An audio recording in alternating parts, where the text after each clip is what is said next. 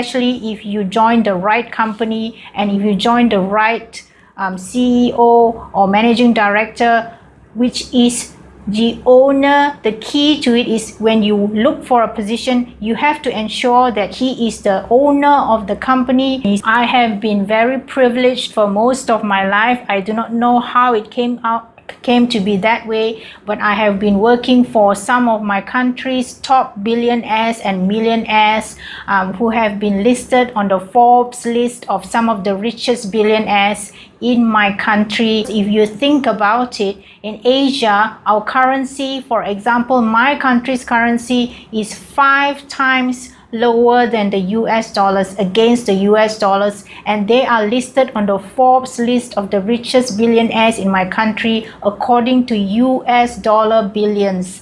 So can you imagine, they have to strive 5 times harder than their US or UK counterpart depending on which country they are in.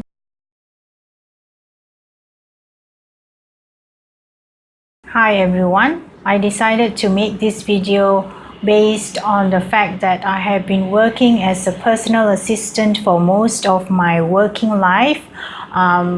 For those of you who are not so academically inclined or who are not technically skilled in any certain skills and who would like to join the workforce, I think being a personal assistant, or what they call them as an executive assistant, is a great career choice, especially for ladies. Nowadays, even men venture into this career because it is very challenging, and it is very rewarding depending on which company and what type of a boss you are working as.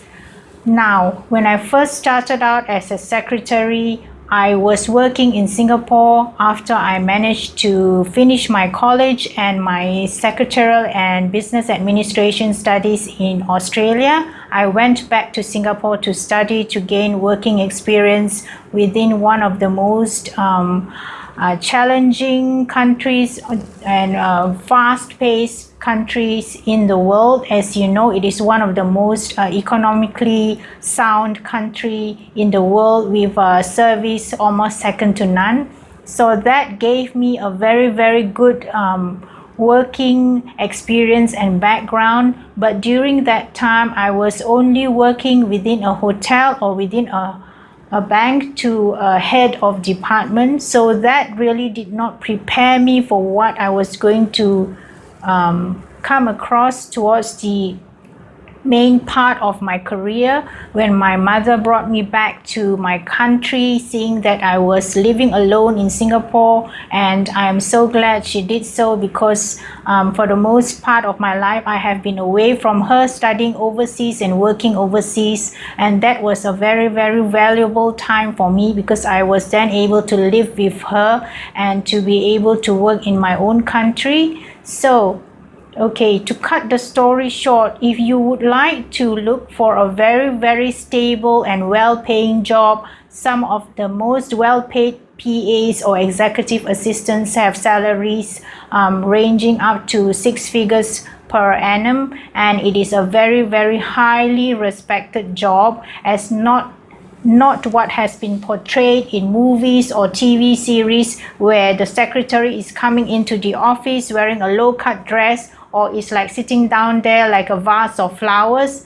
No, it is certainly not like that at all, especially if you join the right company and if you join the right CEO or managing director, which is the owner. The key to it is when you look for a position, you have to ensure that he is the owner of the company, and who is really the person who makes the decisions, and who is really the person who is running the multi-million dollar or multi-billion dollar companies. I have been very privileged for most of my life. I do not know how it came to be that way, but I have been working for some of my country's top billionaires and millionaires who have been listed on the Forbes list of some of the richest billionaires in my country for 30 years running. And that is a big feat, because if you think about it, in Asia, our currency, for example, my country's currency is 5 times lower than the US dollars against the US dollars,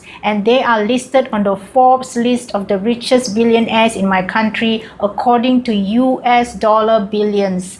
So can you imagine, they have to strive 5 times harder than their US or UK counterpart depending on which country they are in. So anyway, the first thing that you need to look for when you are looking for a job as a personal assistant. Yes, you can start small just like me. I worked in a hotel, I worked in a bank to gain the working experience of what it is like, but in those companies, you do not learn much. All you learn is about organization, about arranging the boss's schedule, about attending minutes of meetings, and that sort of thing. Very mundane administrative skills, which will earn you a salary, but you do not have a passion for it. You do not feel that you are upgrading or learning something new that is beyond what is sort of a mundane working life or skill. So the first thing that you need to look for when you're looking for a company, you need to aim for a very stable and prominent company. When I say stable, meaning to say that they have had a very, very long and established period of being in existence. And if they are public listed, if you are able to see how their performance, their financial performance have been, and whether whatever milestones that they have set out to do have been met, that sort of a company, the larger the firm, the more you stand to gain to learn from that company, because there are so many aspects of the operations. Let me give you an example. Okay, one of the companies and one of the bosses that I worked for in my country, especially in my hometown, in those days we did not have any mixed development that was present in my hometown, as opposed to in our capital city, where we have mega mixed developments, which is encompassing shopping centers, retails, hotel, and residential. We have not had that in a mega project. And this person comes in and he has a vision, and a lot of the local developers are thinking that he must be mad. Why would you want to build such a mega development, and who would want to spend $500,000 to $1 million for a 1,000 to 2,000 square feet condominium, when most of the people up to that time have always traditionally bought land banks and built their houses on land instead of condominium, because we do have ample land here as opposed to, say, cities like Hong Kong or Singapore. So when he comes up with this development, can you imagine the type of planning he has to have? He had vision and he had a great marketing strategy way ahead before the project was started. He did his marketing, he did his advertisement, he captured the imagination of the whole nation, because he presented it in such a way that it was so exciting and so great, and the first of its kind, the largest mixed development in my country at that time. And people were surprised, because when he sold the properties, before he started this project, he started a smaller project, and whatever that he sold, it was sold out within a day, which was unprecedented in my hometown previously. So he had the whole town talking about him. Everyone wanted to join his company. But at that time, I was already working for another tycoon, and I was working in the capital city. I just so happened to come back to my hometown for a holiday break, and I saw the advertisements on the TV, on the billboards, and then I was thinking, my goodness, I really want to join this organization. So a lot of the times in my period of life, which I hope to be able to do a series on Feng Shui, on Qi, if you are really so passionate about what you want in life, and you go after it and you wish for it and you pray for it with all your heart and with all your might and with all your passion, somehow God will answer your prayer, or if you do not believe in a God, the universe will answer to your prayer if you put it out there positively. At that time, I was on a roll because my mom was still very, very healthy and with me, and I was still young, and I was so driven, and I wanted to prove that when I come back to my country, my own country, I want to contribute in whatever way that I can. I was not academically inclined, and my dad passed on when I was 16 years old, so I've had to be independent. I've had to be financially stable for the security of myself. And as for my mom, even though he left us a huge land bank, but circumstances which I will not delve into now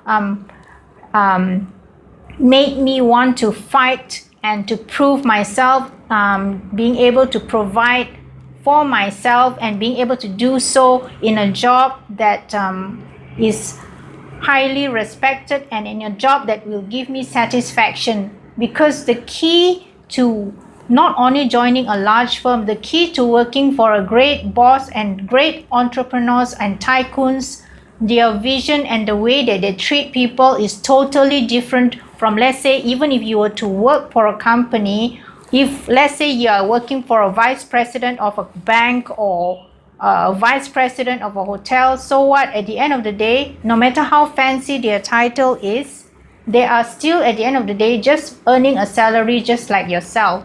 But whereas if you are working for the person who really owns the business and who is running the business, then your mindset has to be totally in sync with them. You have to be able to see the vision, that the way they see the vision for the company, how they want to plan the company to totally always expand and evolve and become greater and bigger than it really is at the present moment, and how they always achieve their goals. You will be caught up in that kind of environment that you have to be mentally and physically be able to keep up with all the pressures and be able to keep up with the demands of the job. It's not a 9-to-5 job where you just schedule the appointments and answer the telephone.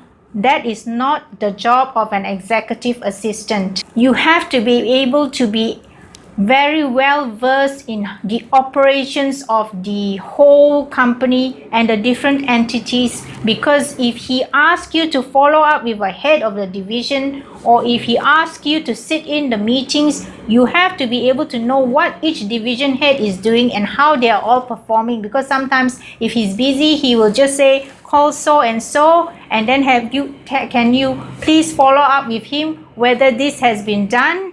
Call the project team, can you follow up with them whether this has been done according to schedule or whatever it is. You have to be able to know, and you have to be able to read into all the documents and into all the operational aspects of the business, into everything that you possibly can do. For me, my weakest point was I do not know how to read financials very well, but on operation side, I'm able to assist in order to follow up with minutes of the meeting, in order to follow up with minutes of the operations and all that, and to be able to follow up on his behalf, because he's so bogged down with so many other things. He has to deal with the CEO, the CFO, the executive directors, and if he's constantly traveling, if he has multiple properties in different parts of the country, then you are the one who is sometimes you will follow him for the trips, or if not, you are the one sitting in the office. Then you need to follow up on what is outstanding, so that, and you need to ensure that it is being done by the head of department before he comes back, so that he knows that he can trust you with the job. And a lot of the times, the heads of department would rather that have you as an intermediary rather than approach him directly sometimes, especially if a project is not doing so well, or if the boss is upset with him because he has not been able to deliver. Then sometimes you even come in as an intermediary between the boss and the person, and sometimes it is not sometimes, most of the time, you have to be able to keep to yourself and with a discretion everything that is going on, because you are working with them almost 24/7. You see them more than their family, so you should be able to keep discretion is a very, very important part of your job. You do not go out and socialize and tell other people how the company is doing. You do not badmouth your boss or divulge secrets of the trade to an outsider or to a competitor, however much they try to get it out of you.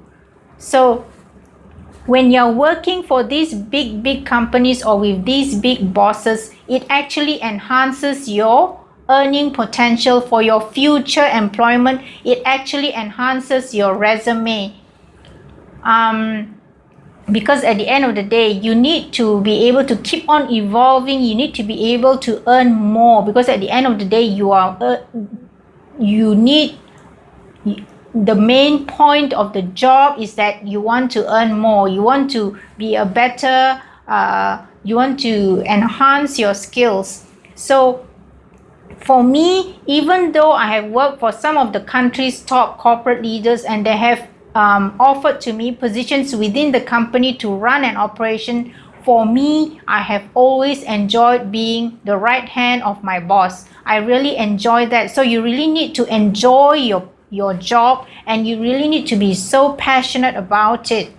So other than that, some aspects of the job that you really need to look into are these.